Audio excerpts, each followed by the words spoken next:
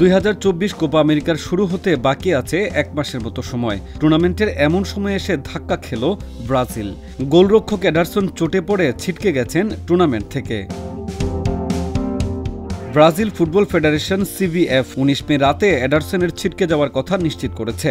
যদিও এডারসন ইতিহাদে একই রাতে ম্যানচেস্টার সিটির প্রিমিয়ার লিগ শিরোপা জয়ের রাতে সেখানে উপস্থিত ছিলেন। ছিটকে যাওয়া এডারসনের পরিবর্তে ব্রাজিলের সাও পাওলোর গোলরক্ষক রাফায়েলকে দলে নিয়েছে Dorival junior.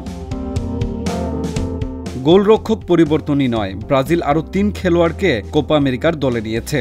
Juventus defender Bremer, Atalanta midfielder Ederson, পোর্তোর স্ট্রাইকার পেপে তারা ডাক পেয়েছেন কোপা আমেরিকার দলে। তাতে ব্রাজিলের কোপা আমেরিকার দল 23 সদস্য থেকে বেড়ে হয়েছে 26 সদস্যের।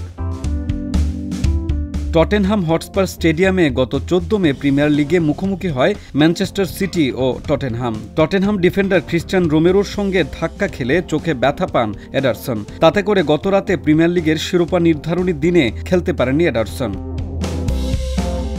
10 মে ব্রাজিল প্রথমে 23 সদস্যের দল ঘোষণা করে কোপা আমেরিকার জন্য। সেখানে জায়গা করে নেন 17 বছর বয়সী স্ট্রাইকার এনরিক। তবে চোটে পড়ায় তারকা স্ট্রাইকার নেইমারের জায়গা হয়নি দলে। জায়গা হয়নি রিচার্লিসন, গ্যাব্রিয়েল জেসুসের মতো তারকা স্ট্রাইকারদের। অন্যতম সেরা ডিফেন্সিভ মিডফিল্ডার ক্যাসিমিরো পাচ্ছেন না কোপা আমেরিকায় খেলতে।